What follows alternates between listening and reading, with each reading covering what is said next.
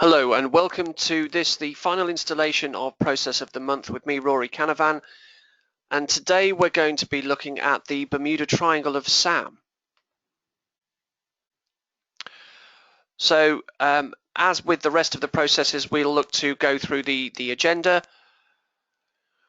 This time round though, we're going to be looking at a use case presentation as opposed to primary and secondary objectives because it's not necessarily a process. This blog is more about the interaction and communication between processes. We're going to be touching on best practiced antidotes for those respective processes that we're going to be touching on. Offering much love to our sponsors as always. And then coming up next month, which will be quite interesting. So what is the Bermuda Triangle of SAM? Well, it's a scenario, a worst case scenario that regrettably exists in all too many companies. And it's the relationship between the request, purchase and deployment program. So by way of a scenario, let's take a Blue Flame project manager as an example who is looking to install a new product or service into an organization. It's going to make the company millions, but at the back of it, he knows he's got a technology stack. And within that technology stack, he knows he has a database requirement. Now, for a worst case scenario, there is no technical validation. All he sets about is to raise the software request and then just pass it through to procurement for purchase because he is that Blue Flame project manager and therefore he circumvents what the proles have to do in terms of actually requesting software. The request reaches procurement, and because it does come through from this Blue Flame project manager, they set about purchasing the software straight away. So there's no sense of validation. Is this an authorized route? What version or edition are we actually buying? Has any sort of technical or IT assessment been made? Has managerial improvement been made? Worst case scenario, they'll check that actually the project manager has not exceeded his budget and just go ahead and buy it. In tandem to the request going to procurement, it splits and it also goes to deployment as well. So what the deployment chaps will actually do is we'll catch up with that sort of alignment to entitlement at a later date. We'll get round to that because it's come from that that Blue Flame project manager. He needs a software like yesterday and he's going to make the company millions. Again, there'll be little to no validation of the version or edition required. The technical architecture underpinning this technology stack that supports a new service to the business. So they will raid around their applications and their pre-packaged software to see what they can roll out quickest to support the project manager. Now let's fast forward 6 months. The project manager has sailed on to another project. Procurement have a vague idea that they might have bought software, but really aligning that to all the other thousands of requests they receive in that period of time, they're not going to be able to pick out an individual database from any other requests.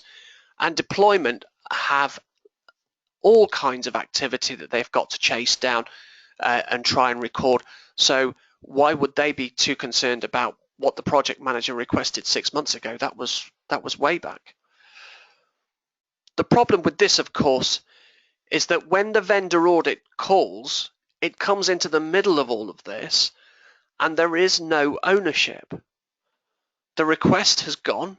Procurement are swimming in purchases and contracts generally, as are deployment with the installations and changes that they have to make.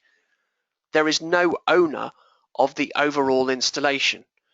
Now, obviously I say this is a worst case scenario.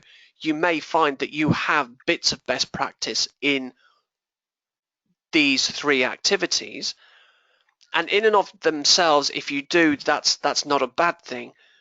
But hopefully you'll get to see that the relationship between request, procurement and deployment has to be drum tight.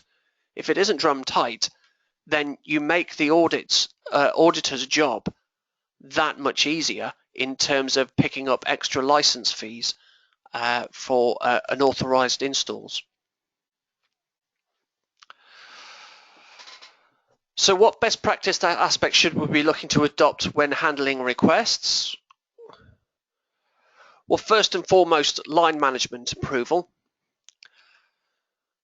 Second of all, IT approval. So we make sure that actually IT have had a chance to look at this software in the past and make sure that it's okay and interacts with other software in a fit purpose. And also that we actually go through a license pool check as well. So, we don't automatically dash off to procurement and say, buy this now if we need this software. It could be that we've bought it already. What sort of checks and validations should we be making at the procurement level? That the request is through an authorized channel. It's not a nod and a wink and a favor from somebody who is well known or well liked within procurement. That actually the software does meet supported software catalog and vendor validation requirements also. So is the vendor okay to deal with, or have we decided that we're not going to be dealing with that particular vendor because they're too onerous in terms of their auditing? Financial and budgetary approval. Is the software going to be too expensive, and this is perhaps where we need to get some sort of IT knowledge and best practice in the procurement area, because it could be that the cost of the license in and of itself is okay, but the manner and means by which it's being deployed could mean that the costs are rampant and beyond the budget of anybody that might have taken the time to have a look at this. Equally too, it could be that, of course, if the expense is that big, that we don't just revert to type and go to our nearest and dearest reseller. We actually look to make a bit of a competition out of this and see if we can strike a deal, see what bells and whistles are available for putting business the way of a particular software reseller. Then we come to deployment. So best practice aspects we should include when looking to deploy software are authenticity of requests. So again, we validate that it's not just a nod and a wink and a favor to somebody who might be popular in the apps packaging or deployment team. Some sense of architectural validation. So we make sure that the version and addition are what's required and appropriate for the business function that it's looking to serve. And also, of course, POE existence. So it's not a case of, yeah, thanks, Tommy, we'll get that POE. Don't worry about it. We'll match that up for you.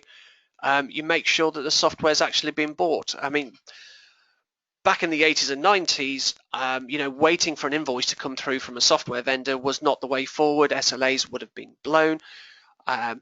People would have been waiting days, weeks, months, years for their software before making that actual request. This day and age, of course, we can get a bit quicker and a bit more savvy about these things. So typically what you'll find in a lot of SAM suites, of course, your license is generated off the back of a purchase order, not off the back of a receipt. So that's something to think about there. Of course, with deployment, we need to make sure that our scope validation has taken place, and these are all the good things that we did in our software change management process, if you remember that far back. Also, that in that software change management process or deployment process, we have a rollback plan. And that brings us to our sponsors page. So for the final time, I would just like to say thank you so much to Aspera, Flexera, and Snow, to softwaremanagement.org, ITAM Intelligence, and Medora Consulting, Jane McCulloch there and her team. To software advocates, Mr. John Grubb, Paul Bergam, and Louise Ulrich at Licensing School, and also to Craig Gorenti at Palisade Compliance, And for the final time, thank you, Mr. Chris Goff at Derive Logic and all the good guys there.